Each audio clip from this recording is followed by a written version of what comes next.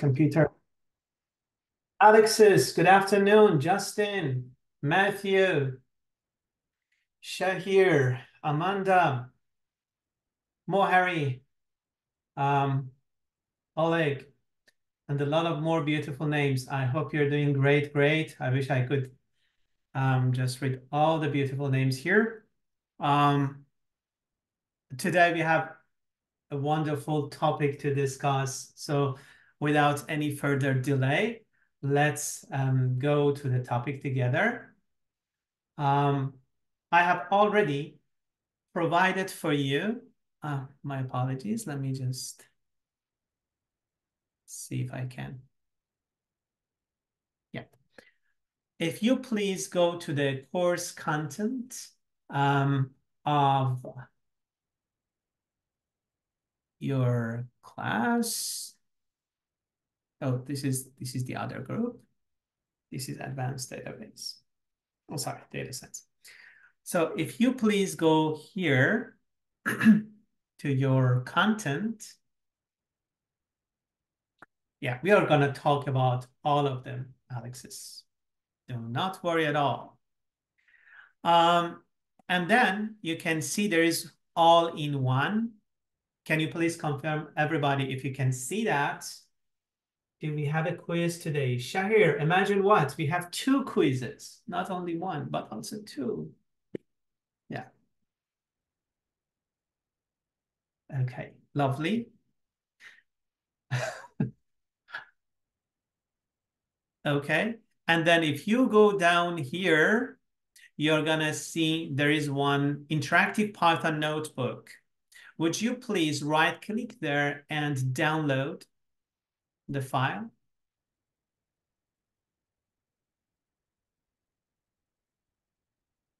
I will explain everything, so please be patient. Yes. Yeah, actually, that was today me. So and download the PowerPoint as well, please.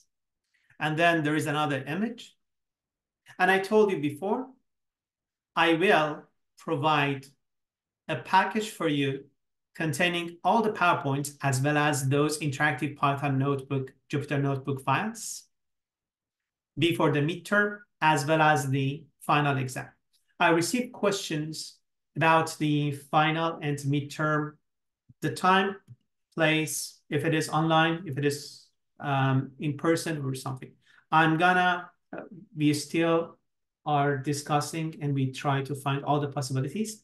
I'll bring the answer at least 2 weeks before the midterm for both. So don't worry about anything. Anything that happens, I'm going to just bring you the result. Okay, I want everybody, please open a new tab. And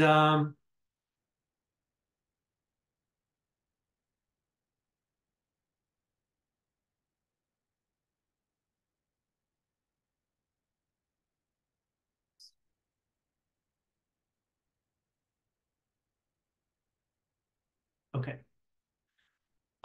Just one thing. Imagine that we have tons of things. Can I ask you, please, be a bit patient? I'm going to answer everything. The question that I received at the moment that can you upload the recorded session and something? If you remember in the course,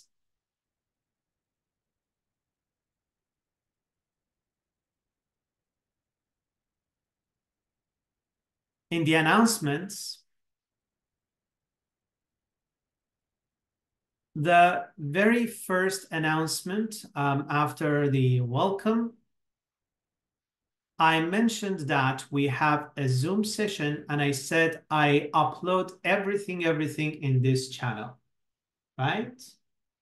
If you click on that, it's going to bring you to this place and you can see the recorded session for the last week is here. Did I answer your concern, your question? That's the first thing. I copy that for everybody here as well. Okay, so my suggestion is it could be beneficial that at least twice a week, double check the announcements that we have. That is to answer that question. The other thing is I want you, please, everybody, open your Colab.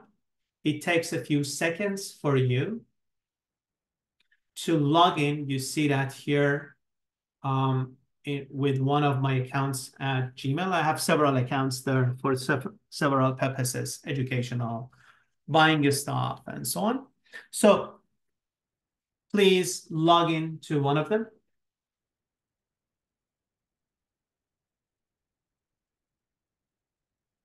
You don't need that at the moment. This one doesn't need any downloading, anything. And now click on the upload. Can you do that? How do we open the thing again? Open notebook. Okay. Dear Matthew, I would be thankful if you just type your question and just be in here. It really freaked me out. Okay. Everybody, please forget about any question. Forget about any question. Please do not, do we need to go to Colab? Yes, we need. Can you please type one if you can hear me clearly? That's all I want you to do. Okay. Be patient and yes, the thing is type Colab. This is what you need to type. I posted on the, oh, sorry. I post Colab here as well.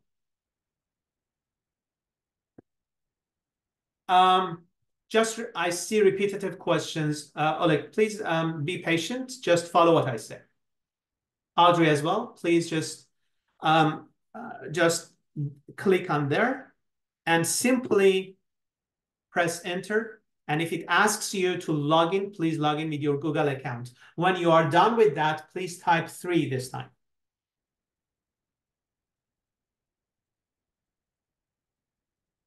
The class is recorded, so do not worry if you left behind. I can't just stay to solve this issue. It is because it is super simple. You just need to type this one, Colab, and say research google.com. And then here, click on upload. Can you do that? Click on upload and do nothing else. If you click there, then there is a file that I have asked you please download, and that is nothing but file number 2 of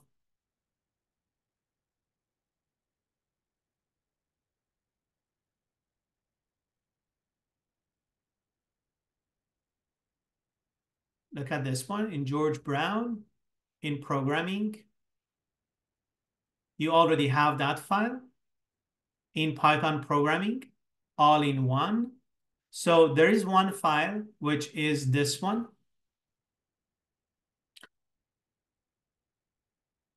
I have already sent that apart from the possibility that I showed you. You can download it from.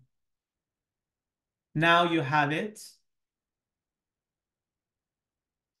And please drag and drop that file. Drag and drop that file to upload.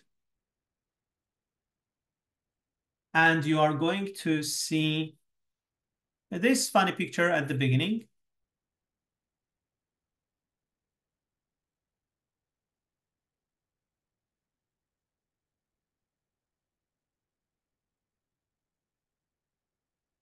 Okay, how many of you can see this? If you can see that, please type 5. Give me high five.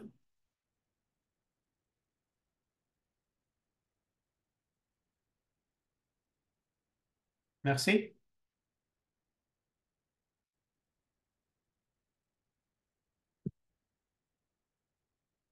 Okay. If you have any struggle after getting to this part, guys, look, I have downloaded my file that Reza told me somewhere. You remember? Reza told us, let me just bring this guy.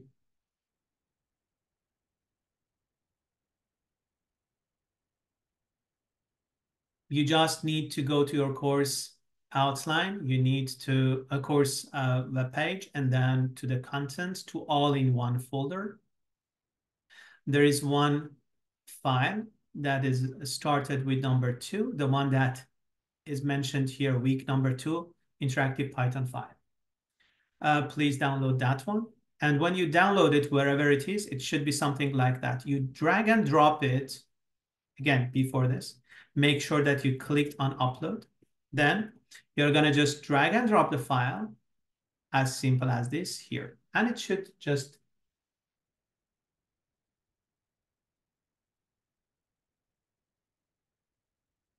okay. Tej, sorry. It is possible among if you look at the number of people that we have in the class, 175. It is possible that 10% cannot get the answer. Do not worry. Watch the recorded session afterward. Okay, now just stand back, relax, because if I just 10% of people cannot answer, means that cannot find it, means like 20 people. I have to ask them to open their monitor. In that case, it takes 5 minutes for each, and it goes beyond 2 hours just to fix this issue, which is not fair to almost 150 who could already solve it. Okay. That's it. So don't worry, stand back, relax, and just enjoy the content. For me, it is important to make sure that you can understand everything in here. Okay? There is one thing, there are two.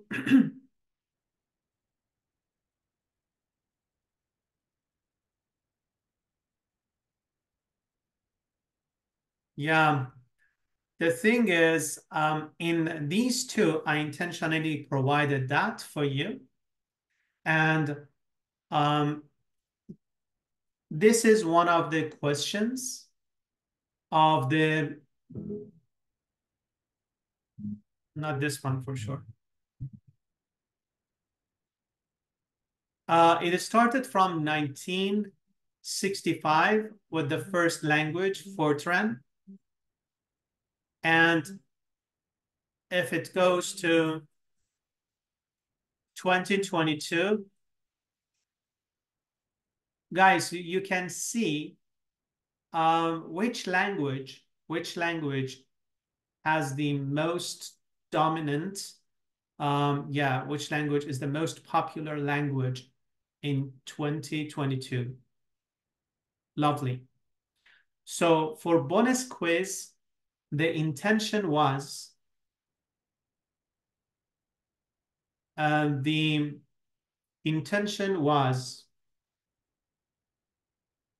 just practicing and making sure that you know everything about the quiz. Okay.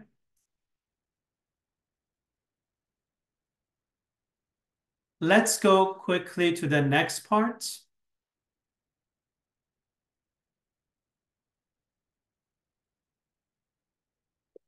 I should thank those people who take it serious and just let everybody learn. Look at the next parts together. Okay, what is the most, let me just quickly see something. As we have 175, I mentioned it several times that we need to be very much efficient, and we have goal for every single session. So let's come to the class with that intention that we are going to get the best out of each session.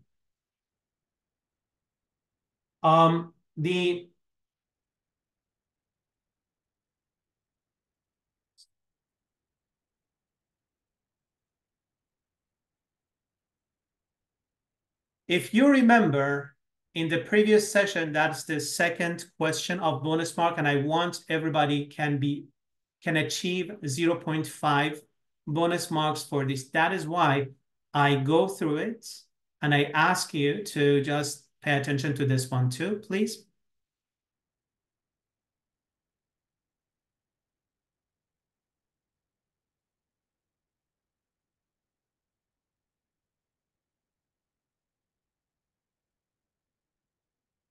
I want everyone, please type, what are the three major environments that we have for Python? One of them is the second one and the third one.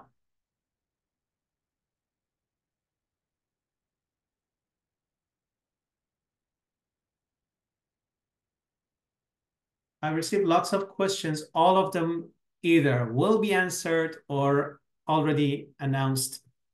We didn't have any quiz so far, guys. We are going to have one.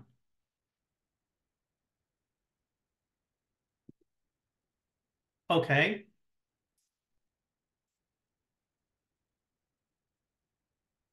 I didn't receive the answers that we needed to have. Guys, what are the three environments that we have for Python? My answer is this. Very simple. Text editors, IDEs, notebook environments. Again, guys, don't you see the question? What are the three main types of development environments? Okay. Everybody, the first quiz is just to practice what I have already said, to make sure that you are ready to answer all the other quizzes. Okay? Because quiz number one, the actual quiz that I'm going to consider as one of the 11 quizzes that we will have, and I'm going to pick 8 quizzes, top 8 quizzes out of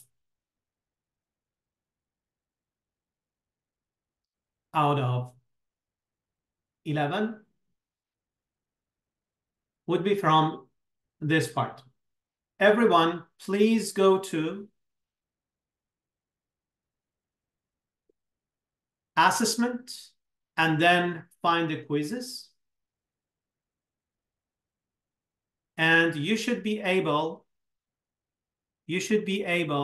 to see this one, quiz number 0. If you can see that, please type 1.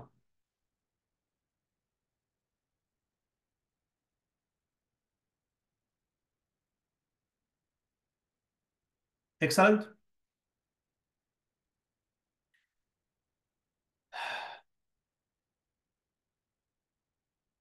Thank you. Now click on it and start the quiz. I'm going to wait. I'm going to give the add class code after that, Oleg.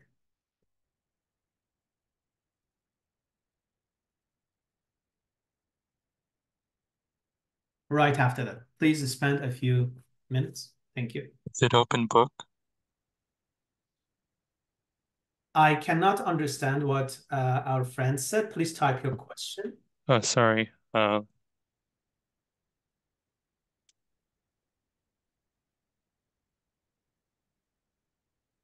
Yes, quiz 0, please.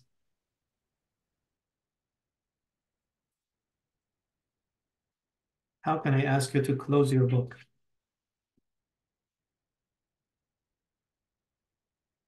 Thank you. Whoever could finish, please type 2.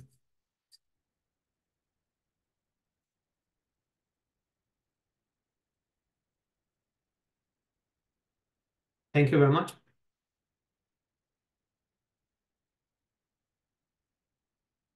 And now can you please go to your grade and check what you get out of it?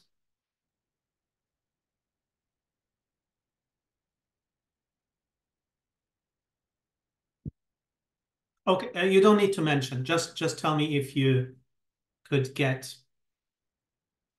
No, it is quiz.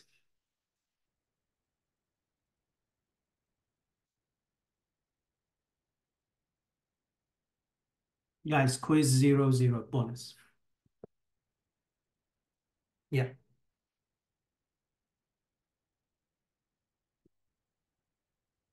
Okay.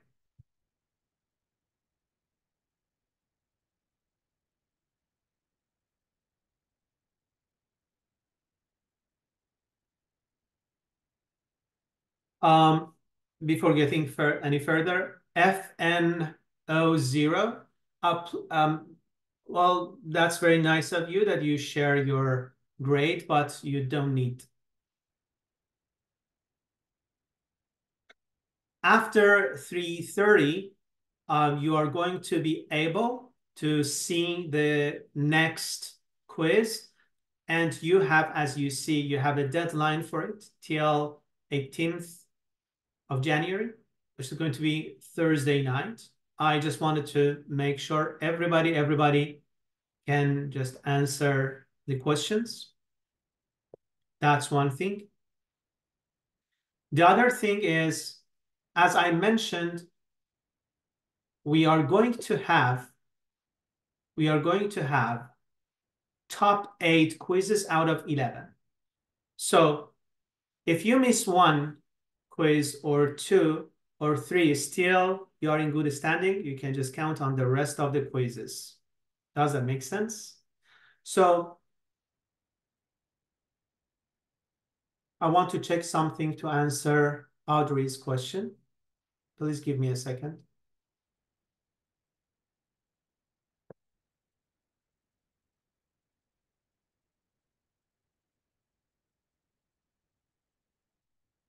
Um,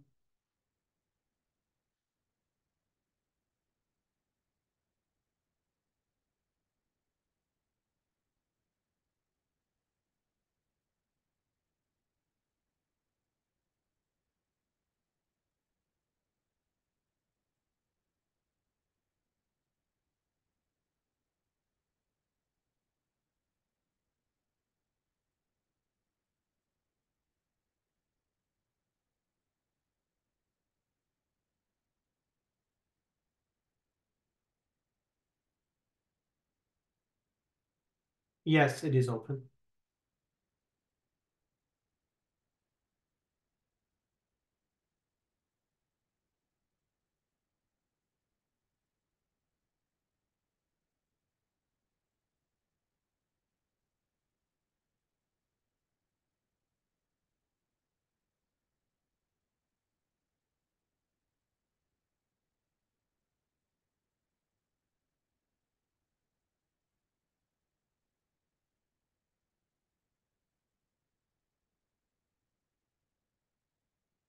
Okay, there is one issue in the quiz. I'll fix it as quickly as possible. Let me just see if I can.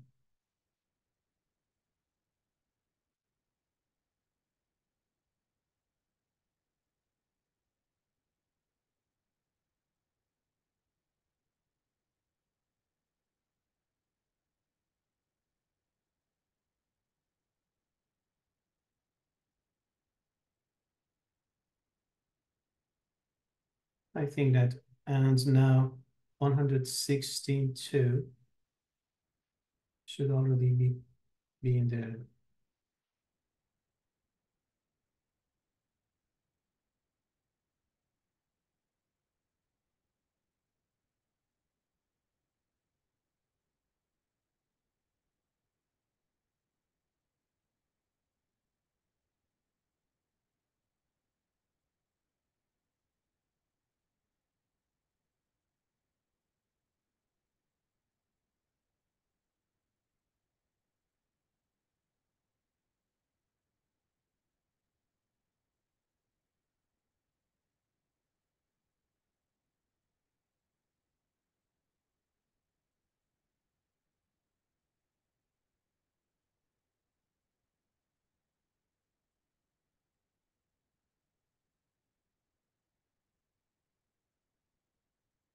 That's funny. There's one technical issue. I don't know why this semester we have that, but hopefully everything is going to be fine. Okay, so I would be thankful if you can hear me clearly, please type 1. And if there is no essential question, let's just jump into the topic.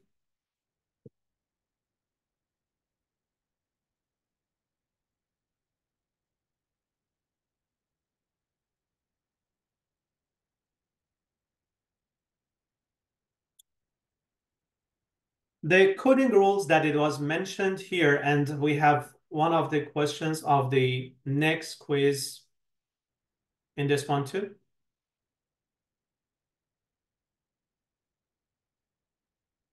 So it says that Python relies on proper indentation.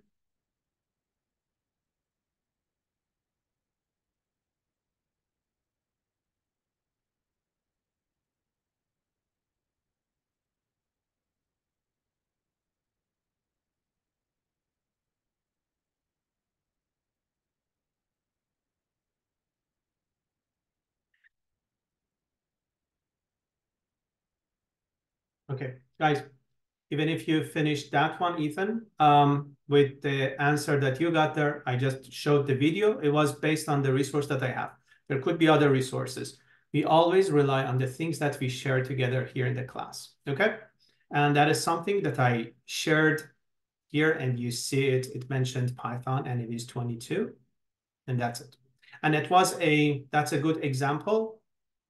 That's a good example that whatever we share in the class, it might be even not the best answer, but we are gonna just work on it. It was a kind of just bonus quiz. You're not gonna miss anything. Just let's jump into the next topic together.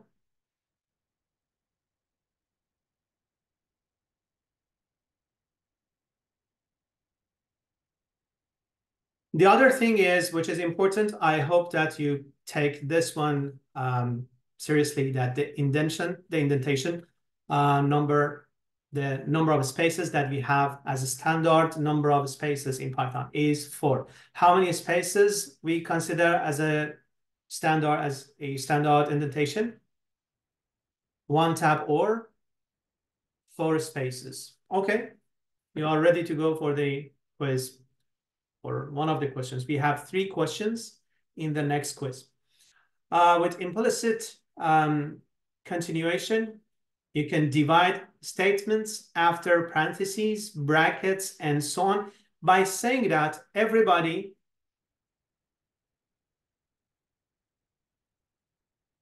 Alexis, you asked that. Yes, you can use your references as well.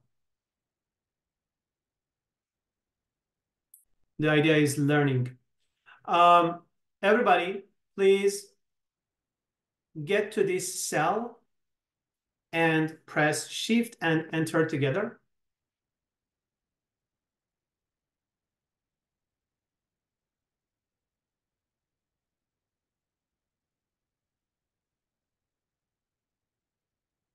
If that class has any trouble or like that, don't worry.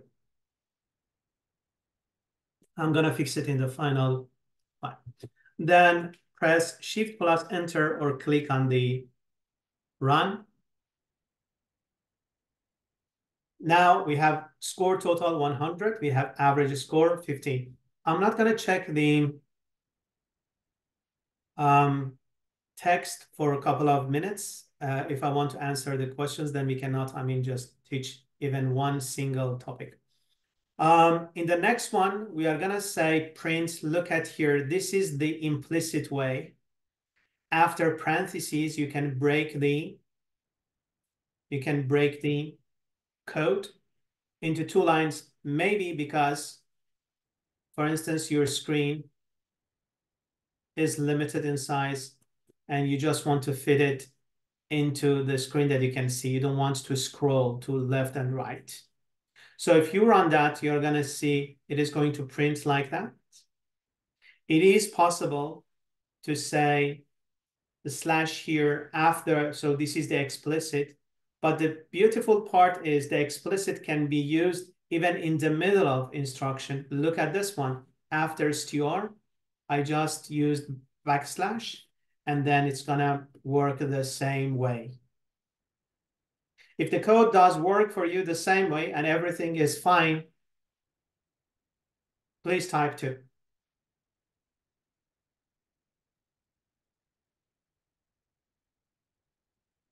Awesome.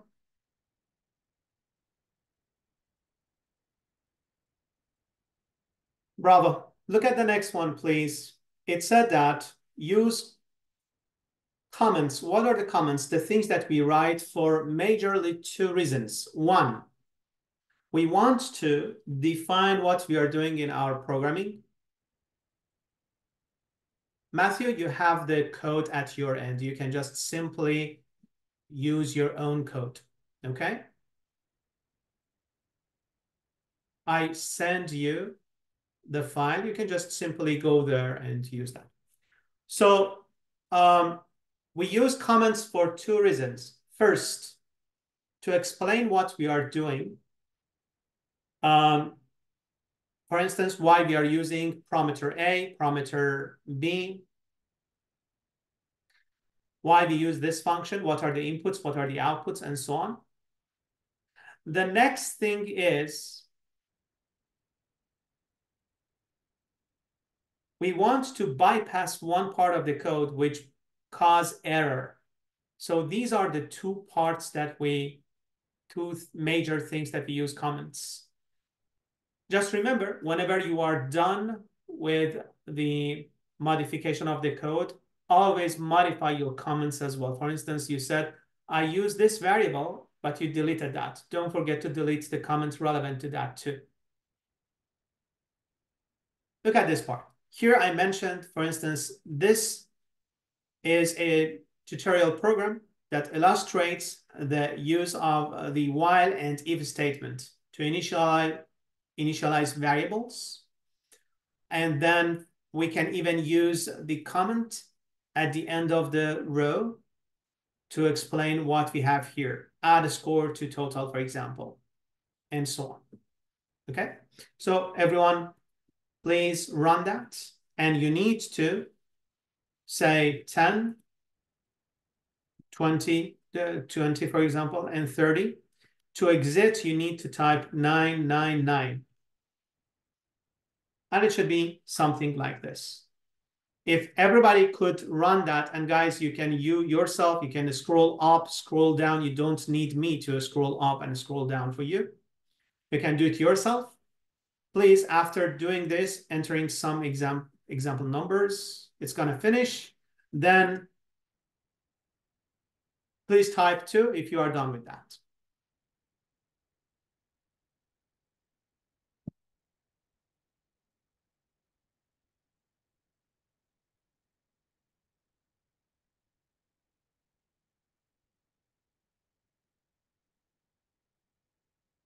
Okay.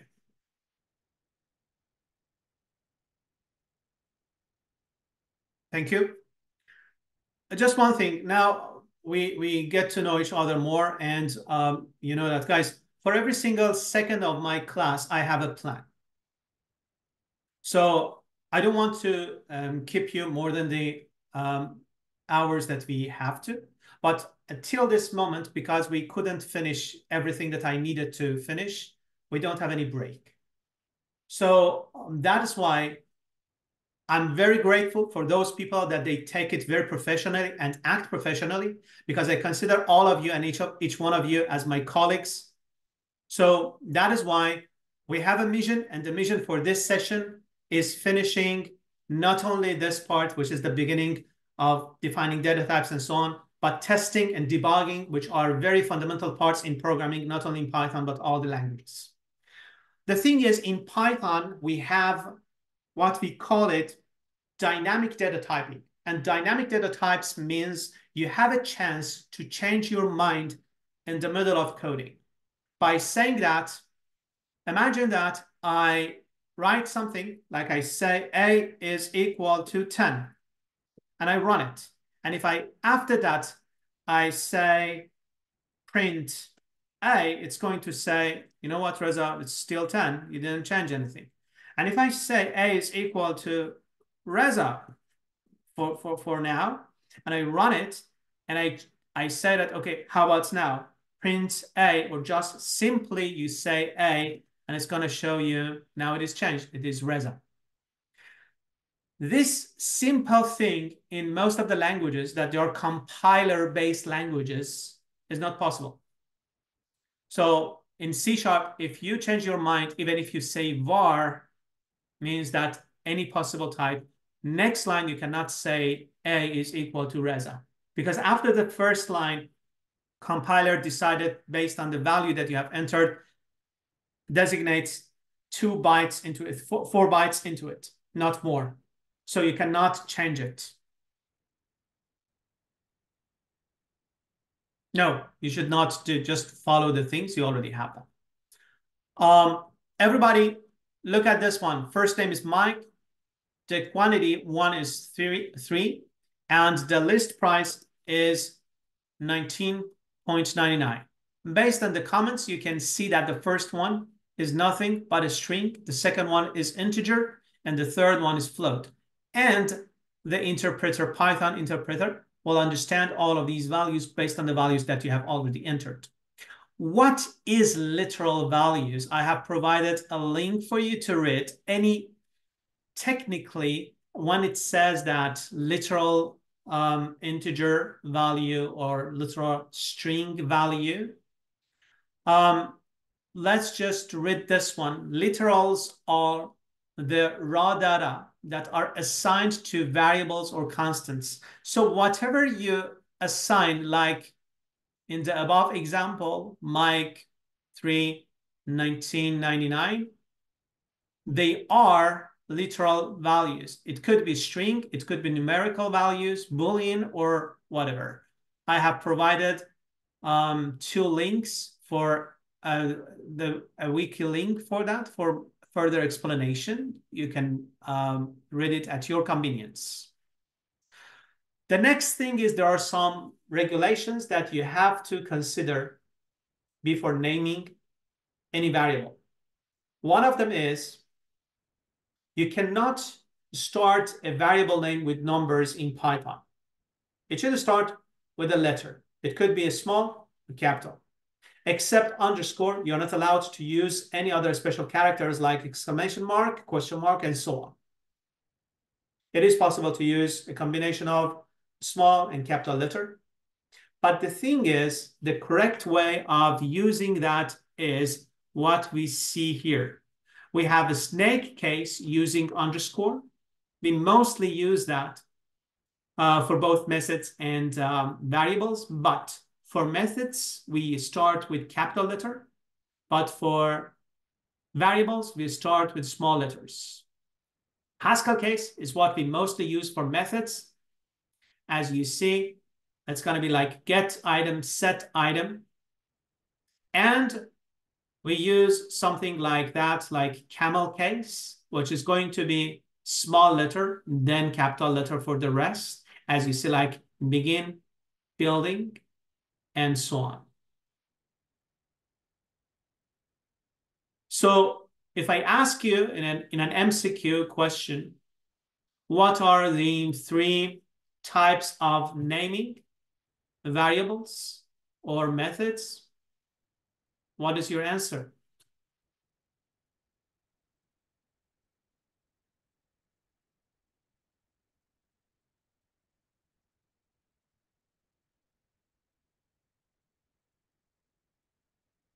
This is I very much looking for, like Amanda, Maria, Audrey, Sherry.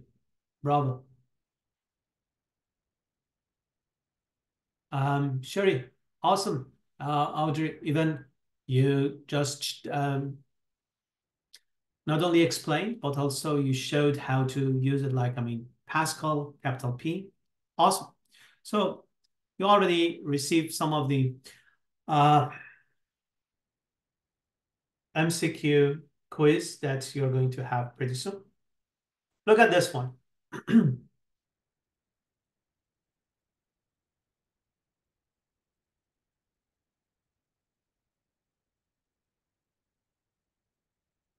There are some keywords in Python, like and, as, cert, break, class, and so on. We are not allowed to use these keywords as our variable or method names. It's going to be confusing for Python, not understanding you want to use if as your own variable or as the condition statement. If you use import, Python is going to get confused that you want to add any library or you want to use it as your variable. So these are the things that we cannot use as our keywords. These are some samples, like the first one is a snake mode, and the second one is, as you see, camel case.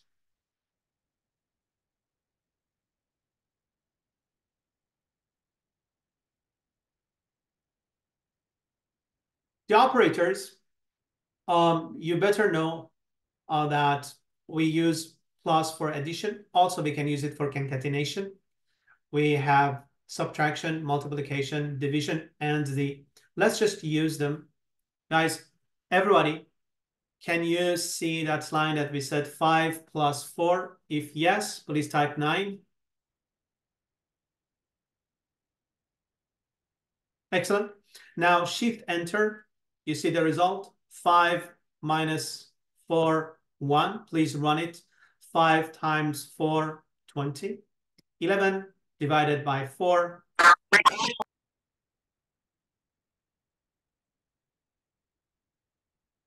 That's the second time. Please just mute yourself.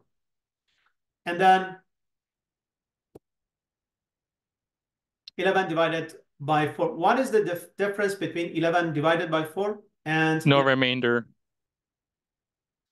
Alexis, would you please not open your mic? It's literally just freaked me out. Thank you very much. Just type your answer or your questions.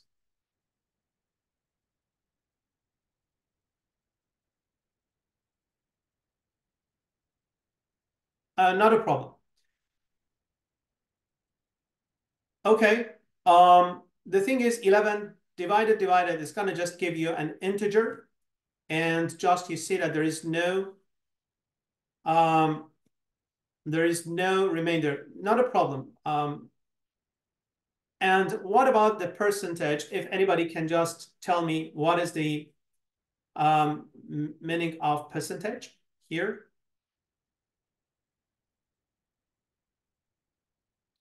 Elizabeth, bravo. Adi, awesome. Amanda.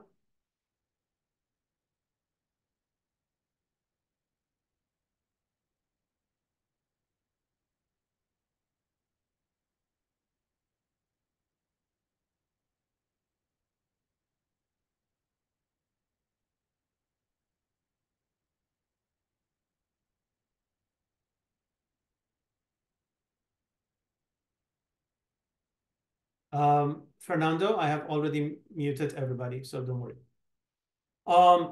Let's go to the next one. As people said, 11. Yeah, bravo. 11 percent sign or modulo 4 means that the remainder, which is 3 for this example. And asterisk means to the power. So 2 to the power of 4, which is going to make it 16. And if you see, we have the answer here. Awesome. There is one thing here, and that is order of precedence. I strongly suggest that do not rely on the order of precedence.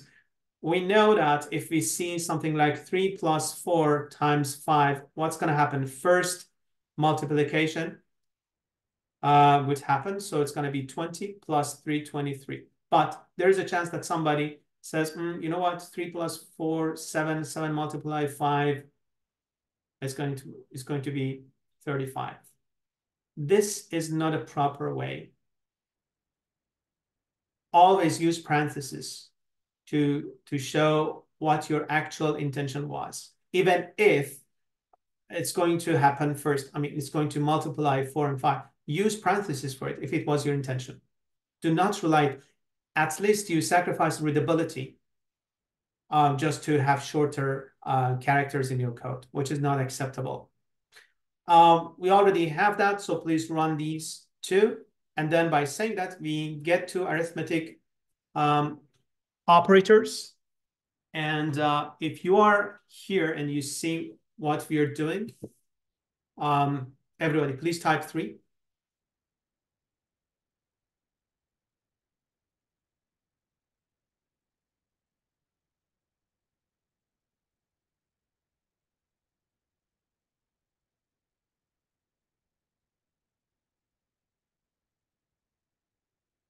Okay, thank you very much. Let's go to the next part. Imagine that we have subtotal 200 and we have 0.05.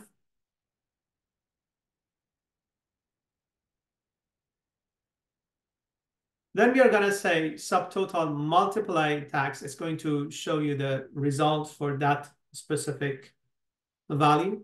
And for the next, you're going to add the tax to subtotal. It's going to be grand total, right? And you can just simply print it. Just this is using what we have already talked about. And the order of precedence that we said, the best is to using parentheses, although it's going to just calculate first this part and then this part. Whether I use parentheses or not, it's going to just give you the same result. But the best is to use parentheses because then you can easily understand what is happening here.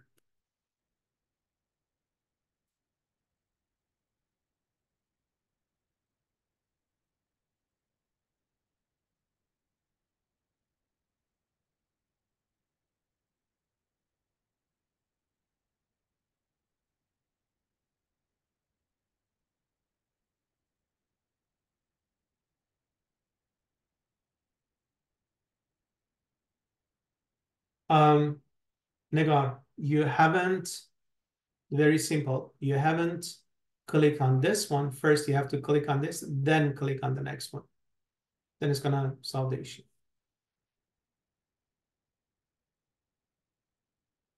Do it again. Okay, if you run that, and if you run this, no worries. Then, guys, what does this mean? As programmers, all of us should know.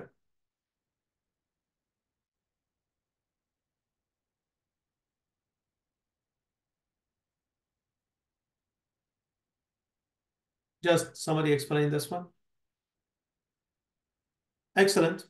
What we use as X++ in other languages like C# and so on, it's going to add 1 into X.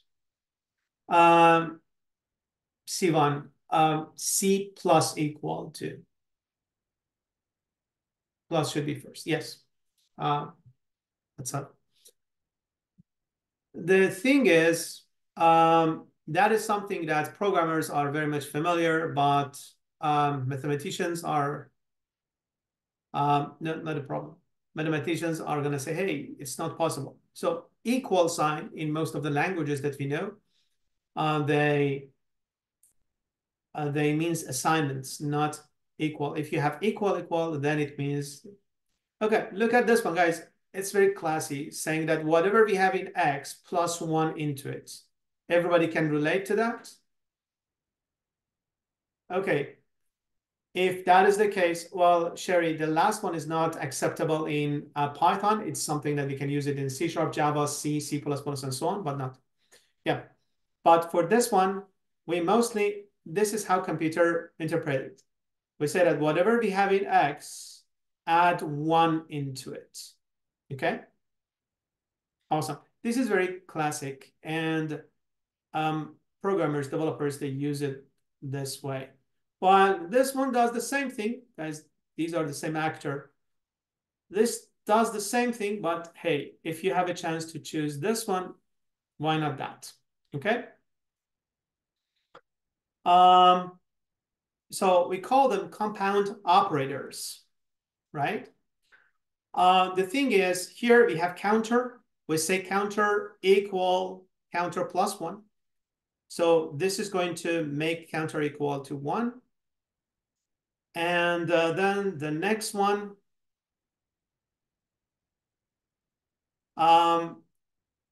is counter plus equal 1.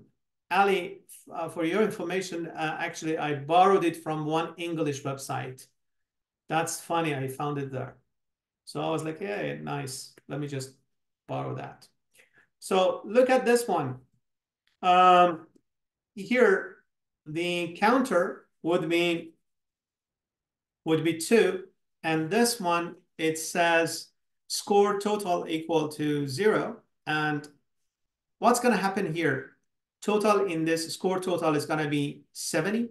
And then we are going to add 80 to that 70. So the result would be 180. Everybody, please run all this. And if you get the proper answer, the way that you see here, then please type 5. Give me a high five.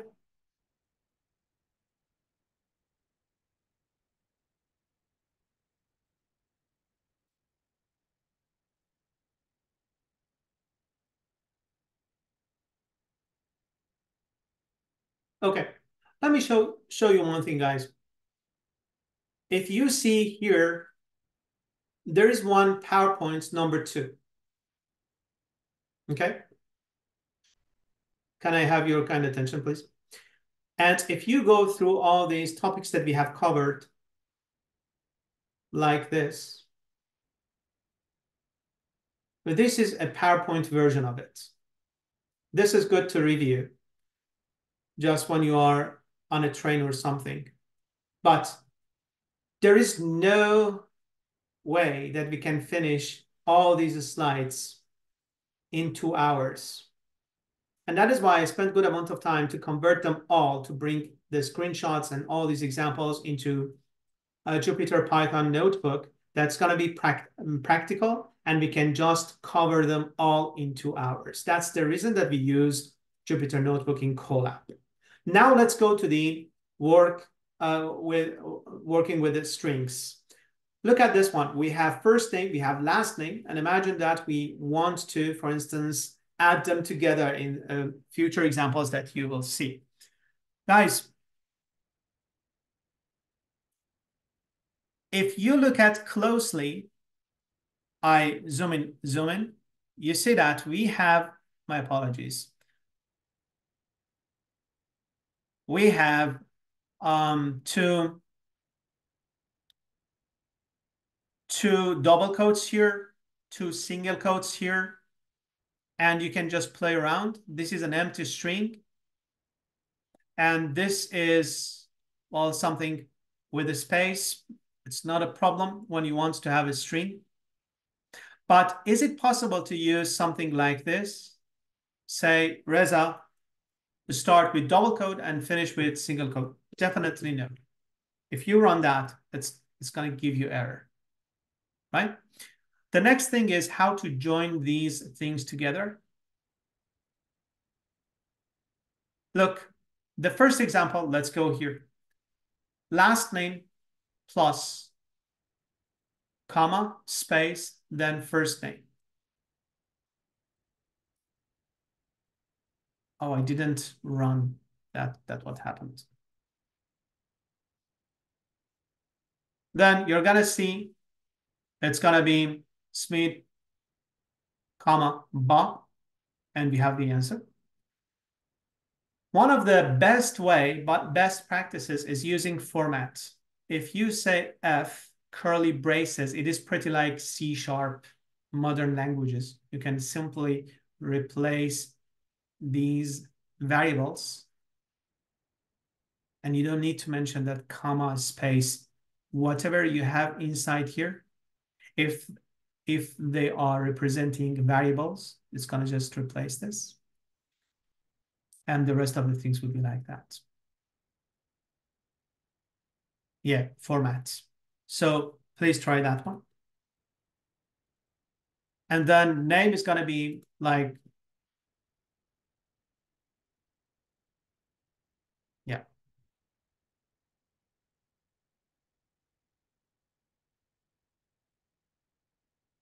The problem starts from the time that we have different types here.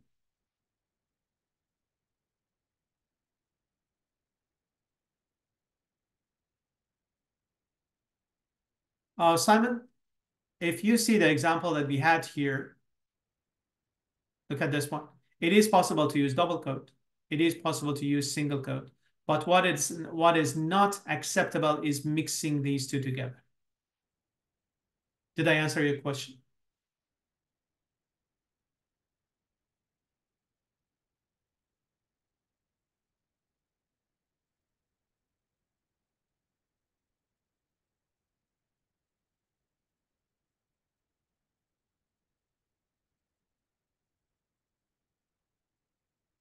Okay, we can just work on the examples. The question that you might ask is, and thanks to Simon's question, I'm gonna just bring this up. What if you want to say Reza's class? So we have single quote here. Then you need to use the outer sign of showing a string double quotes. And then no matter if you use single quotes in the middle or something. This is one way that you can just use for, or the other way around. If you want to have double quote here, for example, you need to use single quotes like that. That's just an example. I know that's not grammatically correct.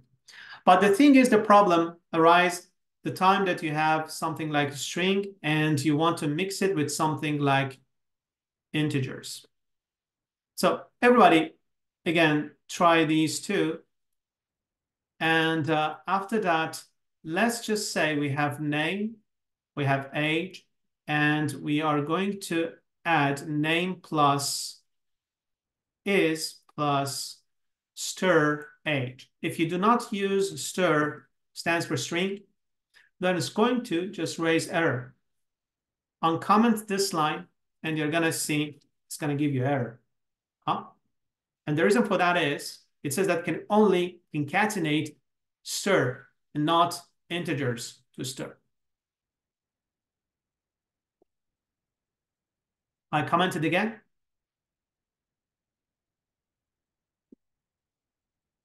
Whenever you're done and you get the same result, please type 1. Lovely. Amar, Hamid, Taylor, Matthew.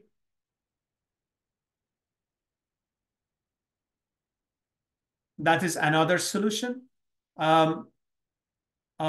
Maria asked, is it possible to use something like F? That's actually the best practice.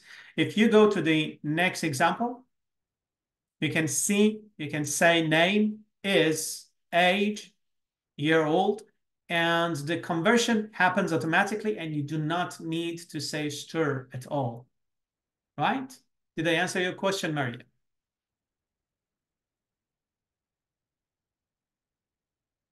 My pleasure. So let's just go to this part.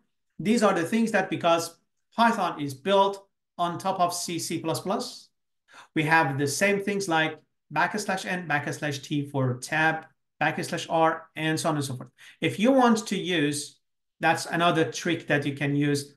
You remember that I mentioned here, what if you want to say Reza's class? If you simply use backslash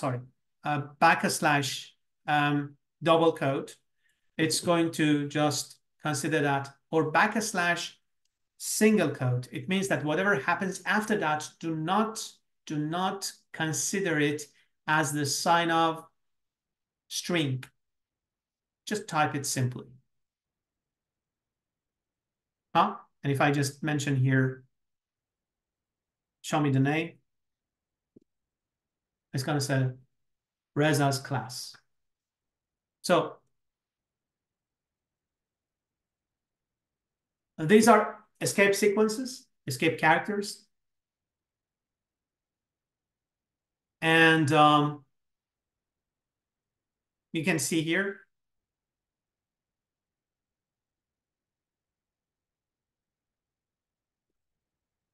we have already practiced that. The thing is, if you want to get something from the user, please tell me one thing. What is the default value that you can get from the keyboard? Can you please tell me? Is it double? Is it float? Is it integer? Is it a string? What is the default value that you can get from the keyboard? Lovely, you got it. So in that case, if your intention, thank you, Milan, Shahriar. I wish I could, Fatima, Hadek, Sivan. The thing is, because the default value that you can get from the keyboard is a string, you don't need to say that, hey, you know what, just convert it to a string. That is the default value. So when I say, please enter your name, look at here. It says that it's your name, Reza, you use your beautiful name. And then it's going to say, hello, Reza, in the print part. But what if you need something different, like numbers? Is it possible to directly use it like that? Let's see in a few seconds. But the other thing is I say print. What is the difference between these two? Input can simply get a string as the argument, and the same line, in the same line, you can get the value from the user. The other way is you can say print. This is going to show you in one line, and in the next line, you're going to just get input. I didn't mention anything inside the input. That's another way. I prefer the first one because you get the value in the same line. Just try that too. This time, let me just say Sivan, for example. And then it shows, hello, Sivan. Oh. Okay, how about working with numbers? As already Sivan mentioned, if you say x is equal to 15 and y is equal to 5, for example, definitely, if you say, what about x, which is equal to x plus y, it's going to break, as Alex has said. And the reason for that is you can just always see here, before, it's like almost 1 month, less than 1 month, it's 2 weeks, that it changed it drastically, engaging artificial intelligence inside error finding, error handling. But anyway, you can click on this and find the explanation.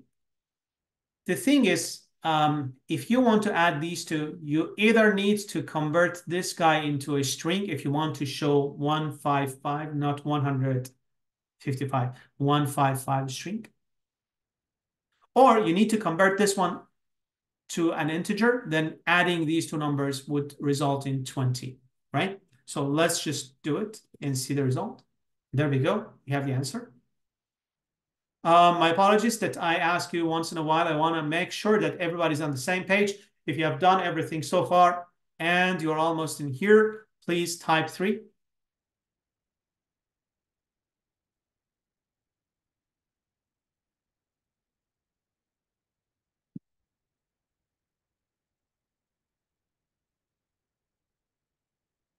Excellent.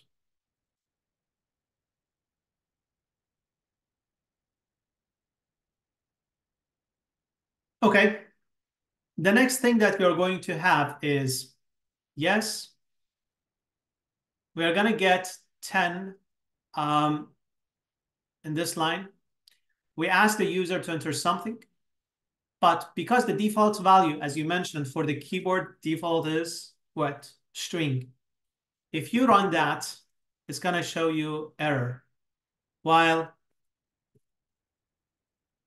if I say 10 for the first one, it's going to say, hey, y is string and so on. You have 2 ways to cover that issue. One is saying int in here, or you say the result is a string. I'm going to convert it to integer and add them up together. Right?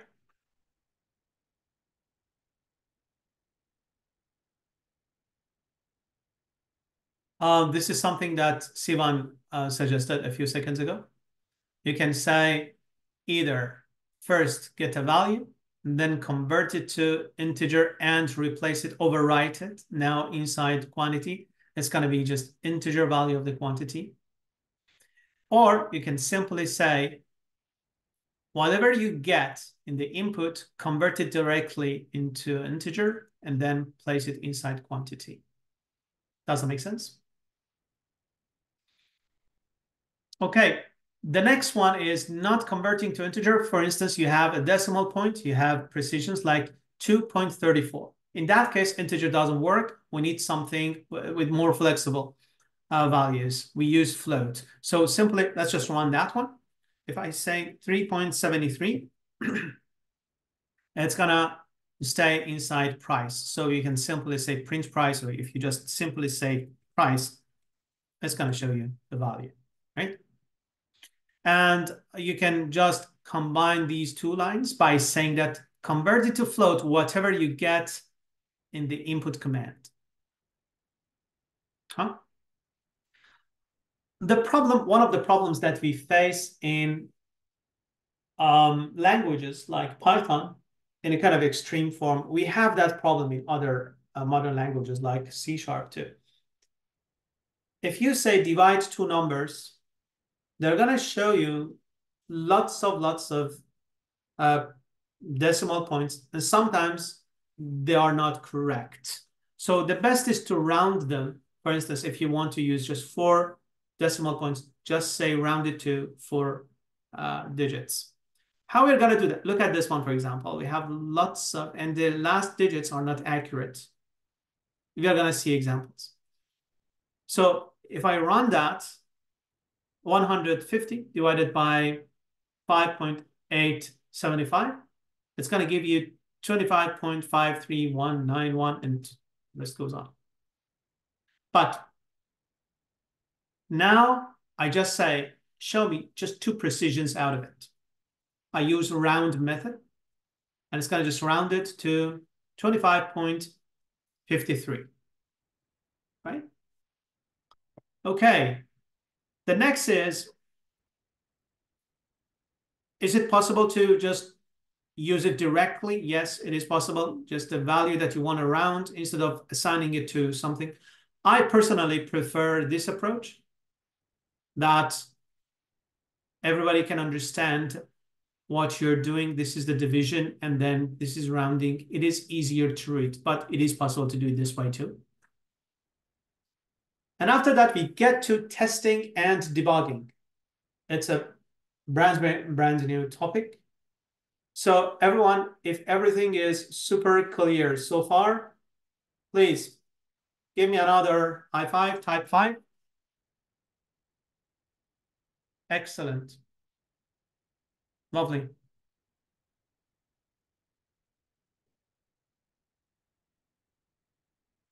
Let's have a quick water break, 5 minutes. I'm going to mute myself and close the camera. And we're going to meet right after 5 minutes. Okay, thank you.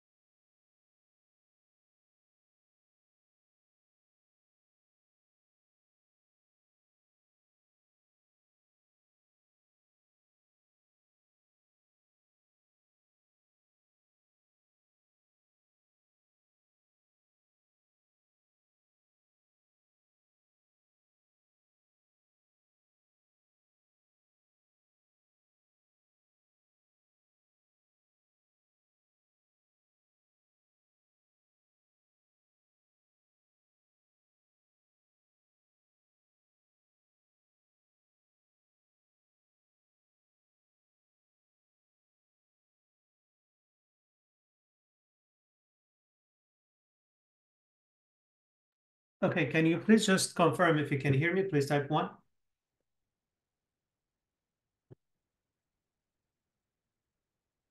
Okay, thank you.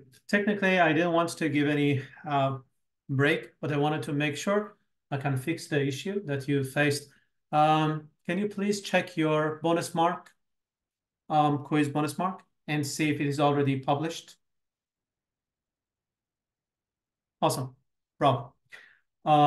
The other thing is you have the same thing for, thank you very much. You're going to have the same thing for the actual quiz. And it's a very nice point. We just go to a new topic, and that is about testing and debugging.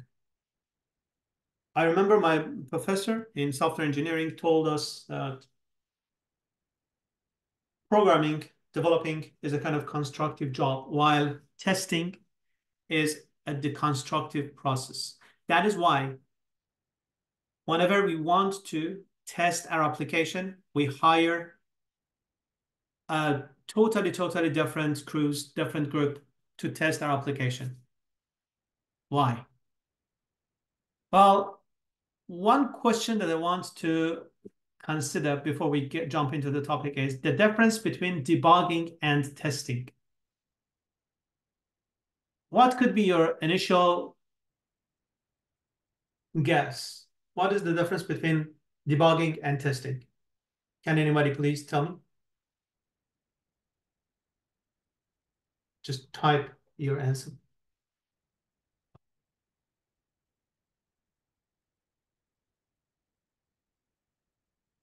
Testing is to finding issue, debugging is to fix. Exactly. Thank you very much. That's the best way of, and most of the time, especially when we have MCQ test, people are like this. So why? And when they see they say, that's why.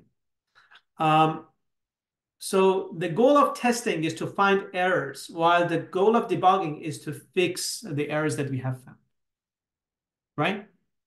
So what are the types of errors that we may encounter? Can I have your attention, guys? This is super important, and that is why I ask you, please type 3. Be ready for this with one example. Please type 3. Thank you very much.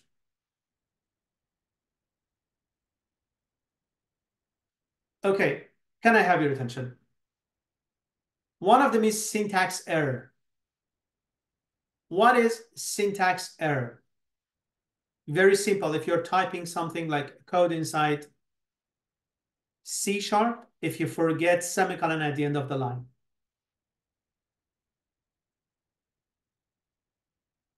Another syntax error, if instead of 4 characters, you use 3 characters for the spaces. If instead of print, you type something like print, you forget and you say hi, right? So a typo.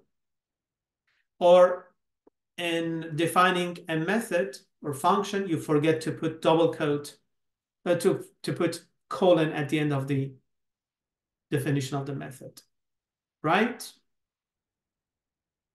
Bad spelling, as our friend said. What about runtime error? Very simple example. You get A from user 10, you get B from user 5, divide them, 10 divided by 5, 2. You get A from user 10, you get B from user 0, 10 divided by 0, infinity, right? That kind of error, runtime error. What about you get the first number from user 10, you get the second number A. A is not a number, and you want to sum them up. Runtime error. It is possible to check and prevent from some cases, but not all the time. What about logical error? Very simple. Imagine that I want to calculate the average. 10 is, A is 10, B is 15, and C is 20. Very simple. Then I'm gonna say AVG, which is the average, is equal to A plus B plus C divided by 2. Is it correct? This is logical error, right? For calculating the average, you need to sum them up and divide by the number of elements that you have. So if I say AVG here, it's going to show you a wrong number, which is 22, while the correct number is 15. If I fix it, it's going to just give me correct answer. Does that make sense? Right? You got the difference between these two. And these are some of the common mistakes, like, as our friend said, spelling keywords, forgetting the colon at the end of the opening line of a function. We're going to get there and define functions and so on. One of the things that we could have, I already told you, is the precision we have when we have a floating number like that. This is not valid. To tackle these kind of problems, the best is to use round. Get the number and say, I just need to precision. I have mentioned a bit of things here. Look at this one. If I say 74.95 and I multiply it by 10%, the result is not what I expect. It has that kind of thing at the end. To prevent from such cases, simply you can just say round it just by 2 precisions, two-digit precisions, something like this. Okay.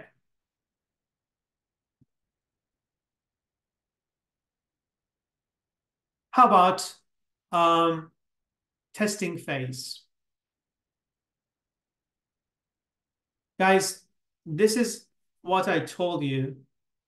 Developers, they look at their application like their beloved child and they take care of it.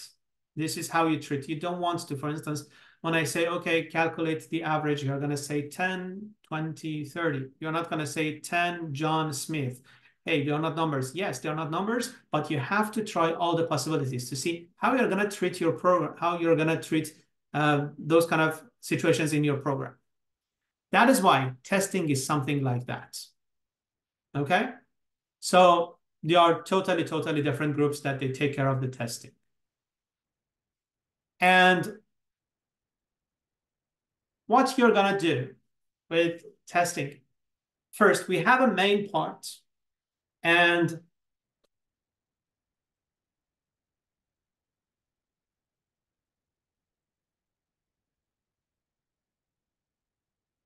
okay. Thank you very much, Audrey. So the thing is, okay. Look at this one. Any project that we have, guys, how we are going to just test it. This is a kind of to-go approach for all testing. If you write something like calculating future value module, if it is a kind of module or a sub-project, definitely you're going to call it in main. No matter if you make your main complete, if you have already developed it completely, you need to implement the calculate future value, then call it inside the main and test these two.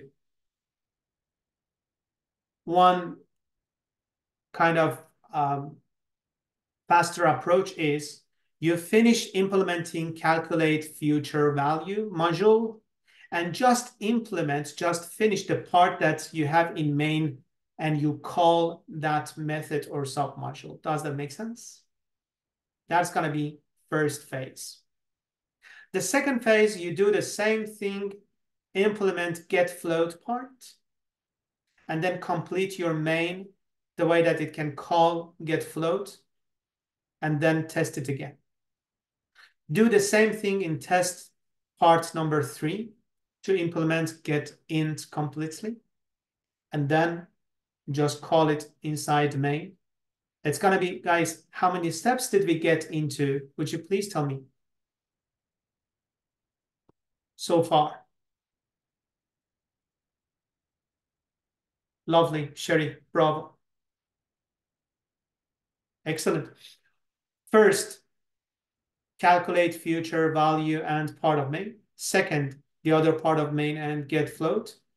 Third, get int and that one. And now we need to have a kind of integrated test all together. That's going to be test number 4, right? One of the thing is, in debugging, we always use this concept that I'm going to tell you. Most of the time, people struggle in getting that. Don't worry, I provided something very simple.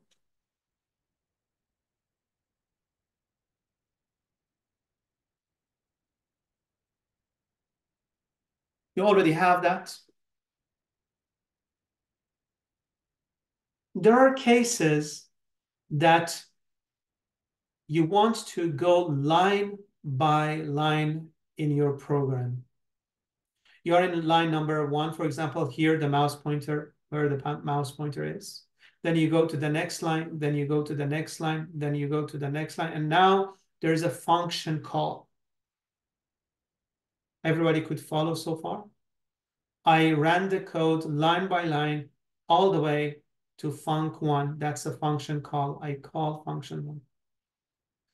One of the possibilities is I'm very much sure about function1. Means I have worked with it.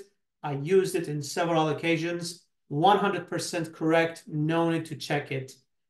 I'm going to use step over.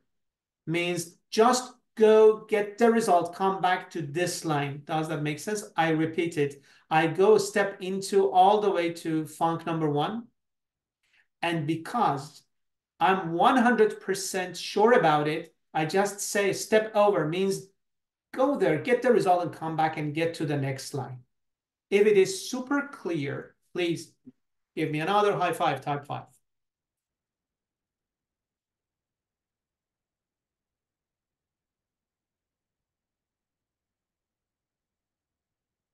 Lovely. Excellent. Bravo. Look at this one. What if I'm suspicious about this line? I'm not sure if this line x is equal to x plus 1 works fine. Guys, what am I going to do? I'm going to use a step into, step into, step into, step into. Guys, I want to get into function 1. What should I use among these 3 options? No, I want to get inside, get into function 1. Lovely, right?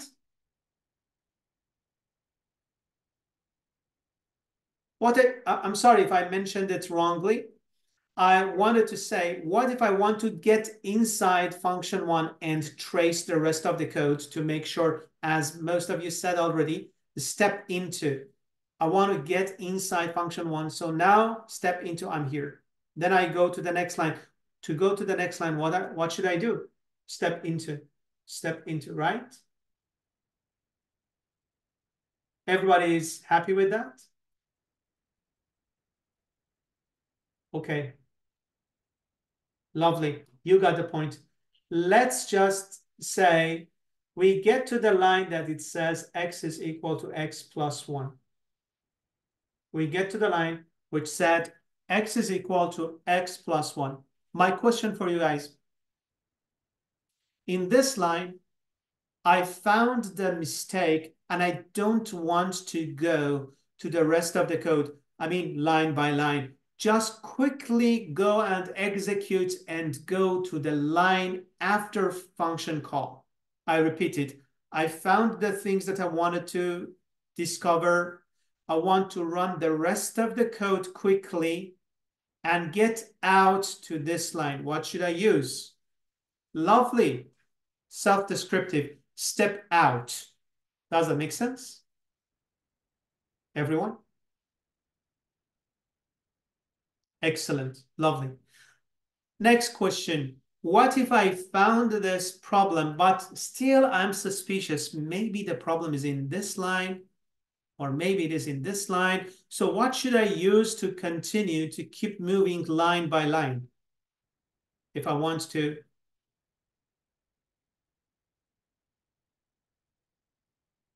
Whenever I say line by line, the safest is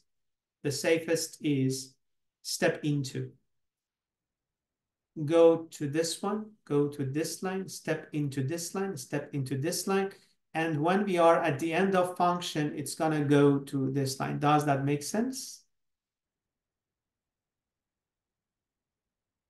Okay.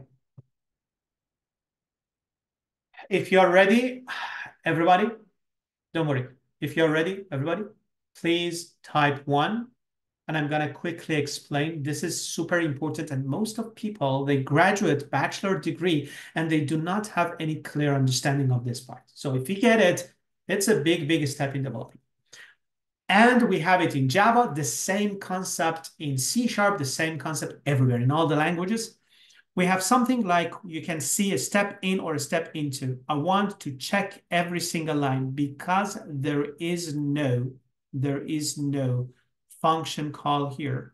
If I say step into or step over, they work the same way. But let's just use step into, step into, step into, step into. Guys, I'm 100% sure about function 1. I just want to go to this line. Means go yourself, do the stuff, come back and get to this line. Should I use step into, step over, or step out? You are brilliant. Lovely. Lovely. Yes, exactly. Step over. Why not a step out? Because we are not inside any function to say, hey, get outside it. We don't want to get inside func1. That is why we don't use a step into. The only option that we have is step over. Means whatever you have inside it, just calculate it, get back to this part. And then we can keep moving by saying step into, and so on. That's scenario number 1. Scenario number 2, I get to function 1 by saying step into, and actually I want to check what I have here. I use step into. Now I'm in this line, step into. I want to check this one, step into. Actually, that is correct. I don't want to continue. Just run everything out of that and get back to this line without checking line by line. What is your solution? Lovely. You got it. Guys, look at this class. Awesome. Step out means that you don't need to go line by line. Just run it. Get to the line right after the function call. What if you want to keep going? Continue step into, and then what if you have another function call? If we have some other levels, it does the same thing. So actually, what we have here, that is why, with your permission, I don't want to use, my apologies. Let me just see where we did. Okay, here. These two environments, they are not very much advanced in using the concept that I already talked about.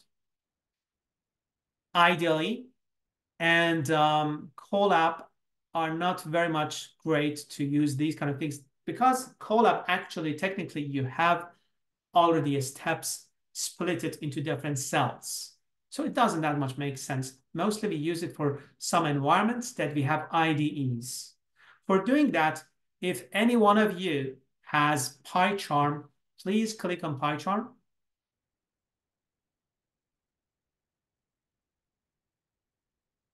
And have your PyCharm ready.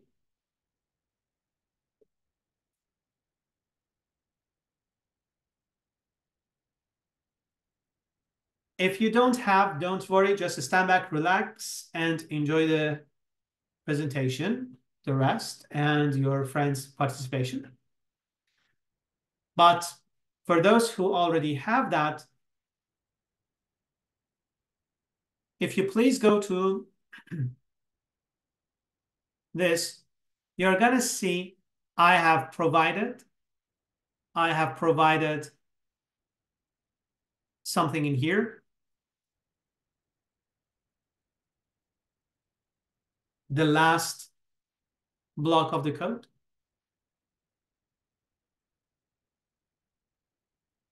And I have a screenshot for PyCharm, what we are going to see in a sec. So please copy that, Control-C, bring it to your PyCharm. Please type Control-V. And the line that we see here, we said, let me just, yeah. The line that we have here, guys, do you see that when I hover the mouse in a numerical column that we have here, there's a kind of red spot showing up.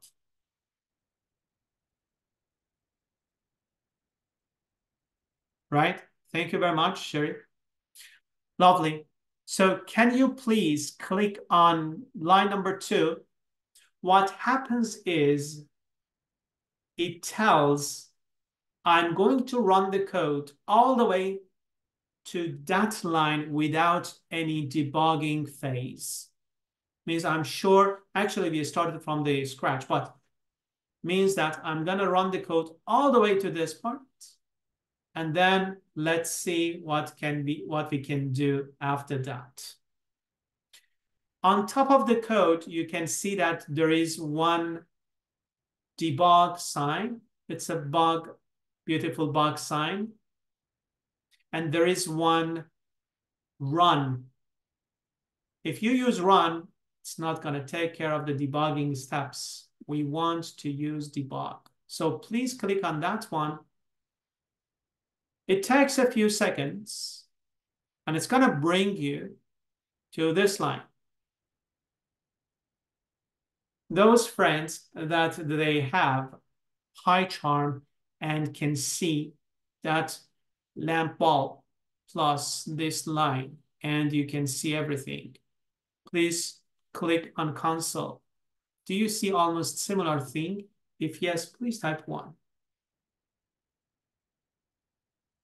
Amanda, Sherry, Kylie. Excellent. Lovely.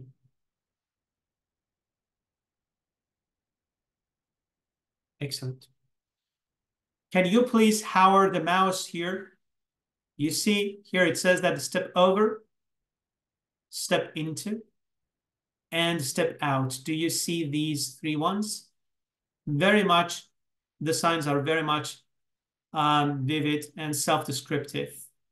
So let's use one line at a time by saying step into.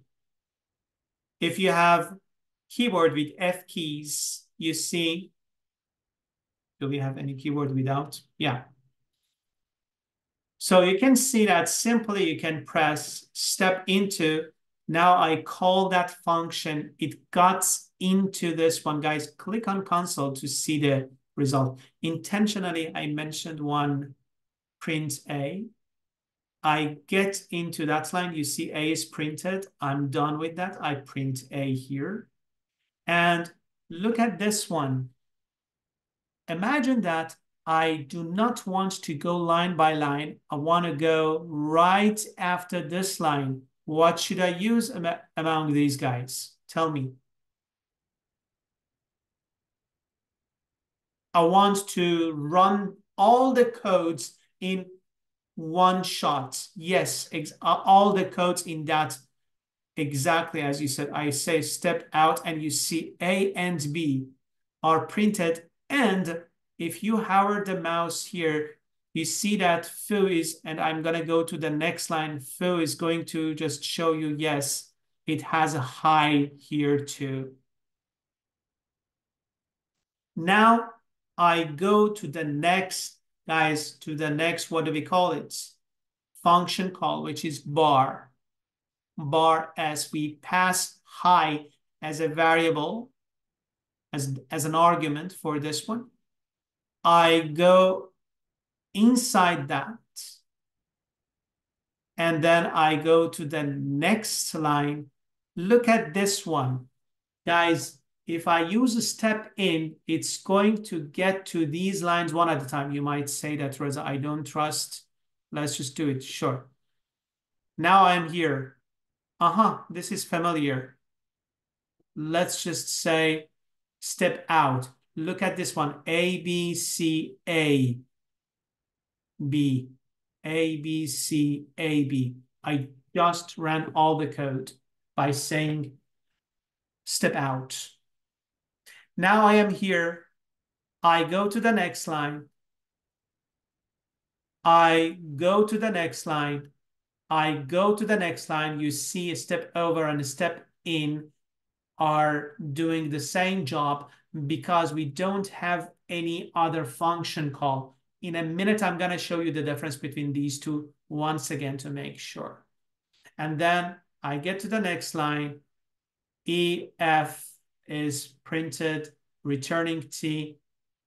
It goes back here. It goes back to the next. It goes back to the last one. Now we have high, high.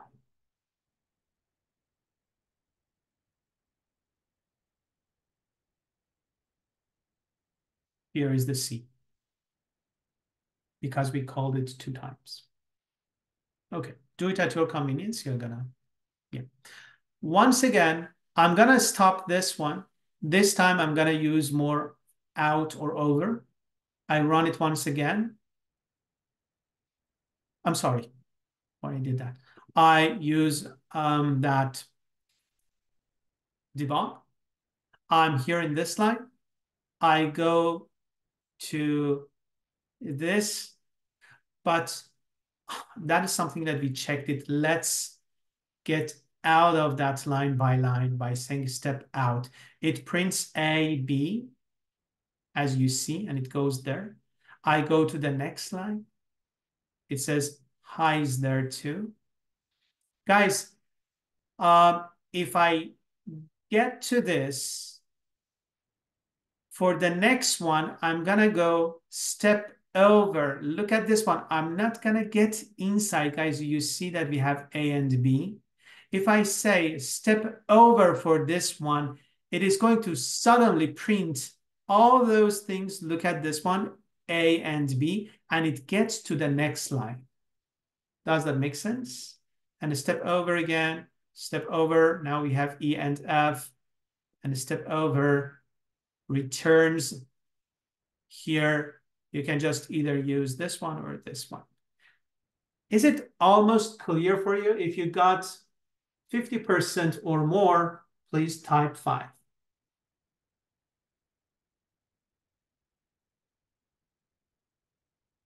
Wow, that's amazing. But please listen to me. I had that kind of guess that some of us, Reza, didn't get the whole idea of what is a step in, what is a step over, what is a step out, and these kind of things. So this is a kind of general definition, a YouTube that I provided for you, 3 minutes and 16 seconds. You can just watch that, and this is kind of general definition, applies to C#, any kind of IDEs that you might work with. The other one is 19 minutes, and the other one is 11 minutes. Both of them are for PyCharm.